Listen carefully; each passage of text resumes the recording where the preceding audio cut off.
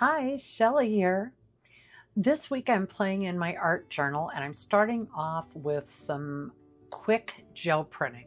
I say quick because I'm just normally I do a whole video on gel printing, but I've determined that I'm just going to make a few pages. I wind up gel printing for a couple hours here, but that's quick for me.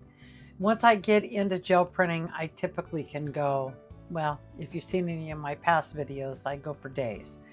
So what I'm doing is starting out by just making some white backgrounds on my deli paper, some blue backgrounds, and some gray backgrounds. I want to start there, and then I come in with some stencils.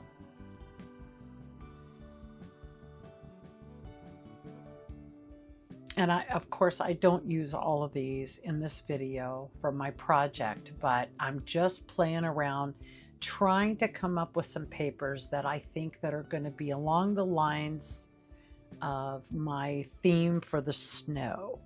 I already have blue papers in the color that I want for my sky, but I have nothing in whites or very light gray or very light blue. So that's what you see me doing here.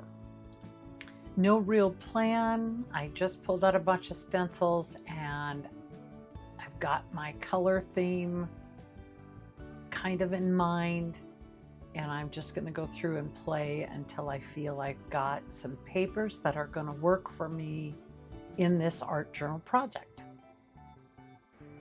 I know I'm going really fast here because I don't want to bore everybody with the just regular old gel printing. But if you're interested in any of my stencil designs that I'm using here, you can check out my PayHip shop that I'll have listed below. And I offer digital downloads there for just a few bucks. And you can download them right now and start using them. Along with the SVG file for cutting machines, I also offer a JPEG version. So if you want, you can just print it out on your printer and then you can use them by cutting them out with scissors or a craft knife, whatever works best for you. And I thank you if you have purchased any of my designs. These were some felt roll stickers. And I thought this would be fun. These are really old in my stash, but I thought it would be fun to try to use them today. My first idea of putting the paint on the felt flowers and pressing them didn't work very well, but it worked great pressing right onto my gel plate. And I really like the last pull that I'd get and wind up using it today. I pulled out a little fine liner bottle that I bought off of Amazon. You get several in a pack, very inexpensive. Put a little bit of my dark gray paint in it, and now I'm just doing some quick asemic writing. If you probably already know, but asemic writing just means that you can't read it. There's not really any actual words behind it, but it just looks cool in your art. I think this worked out really great, but having to squeeze the bottle, at least the kind of bottles that I purchased, my hand was really tired. Then I pulled out a second bottle, and this time I put white acrylic ink in it. And man, was this easier on my hand. You barely have to squeeze it all, so it did not get painful. It flowed so much better, and definitely enjoyed this a little more than the paint. Now I'm working on my composition for my background.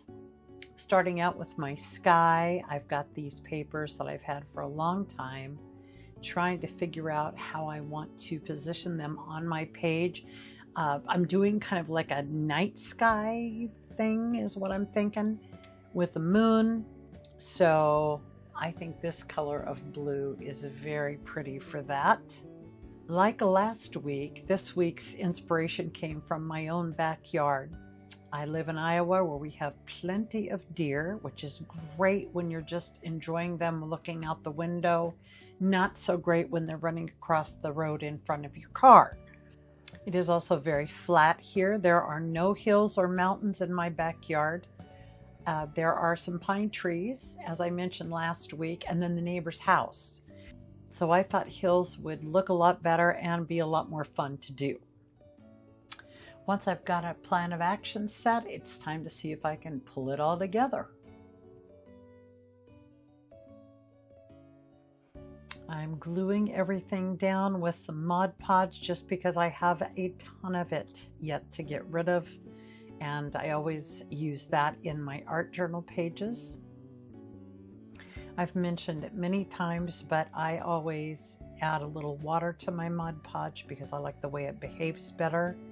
And then my pages aren't sticky after everything's dry.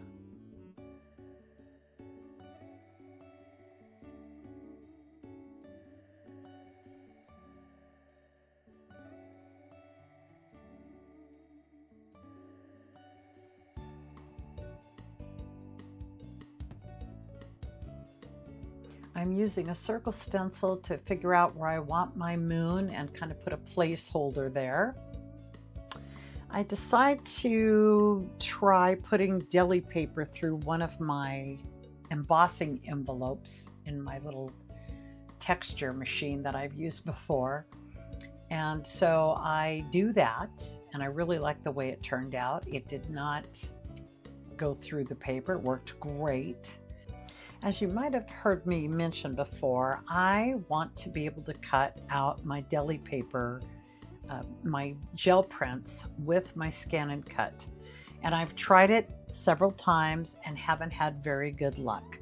So I had a little extra time this week and figured out that I have to have a little stickier mat, but not too sticky. I need a sharp blade. I need to slow my machine down and make sure that I set the depth of the cutting to be, for me, it's just a 1. And man, it really worked well. So that's what I've done here. This is kind of a fiddly process, but I enjoyed it and I really like the way it turned out. And I'm super excited to have figured this out because, like I said, I have tried so many times. I did notice that the deli paper with paint on it tends to curl. As you can see, I started out by really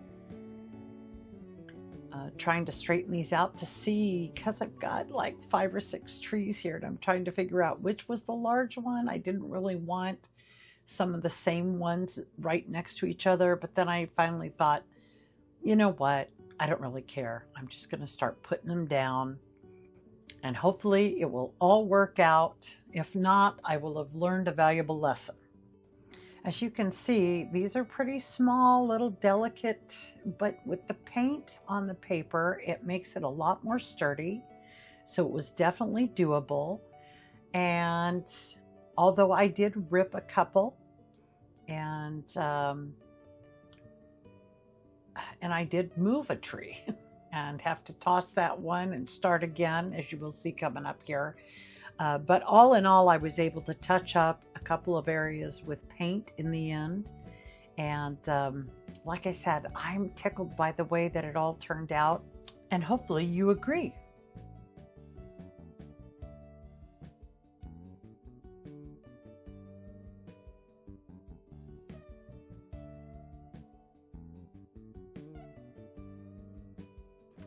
I played around with my deer in different positions, jumping, kind of turning them so like this guy's going this way and this guy's going this way, but in the end I decided to have them all going the same direction.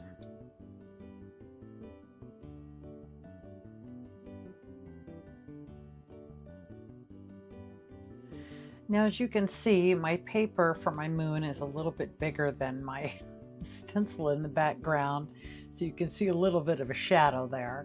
So I'm just going around the moon with my finger and some paint, kind of to put a little, maybe a glow off of the moon and kind of make it hopefully that make that shadow melded to the background a little bit. And then I'm going to go about making some stars. I saw a gal once that she had put a mark down, a little dot down, then stuck her finger in it, and it kind of made a little halo around, and I just thought that looked really cool. So you're going to see me do that here. But then I didn't love it with this page. I'm putting some splatters on right now. I get way too much, and then I'm going to, so see here I'm putting my finger to smush them out. And I do like that look for the stars in some applications, but I just didn't love it here. So you're going to see me take off a whole bunch in the end and keep it a little bit more subtle. I love the way my heels look, but I want to define them just a little bit more, so I mix up just a very light blue, so it's not in your face, but just a little bit to separate them. I really love the torn edges of my heels, so I'm going in with my paint and kind of tapping it on along each of the borders of my papers. But then the stars are still bothering me, so I think I got them too perfectly lined up. I don't know. So I go in with a baby wipe and remove some more.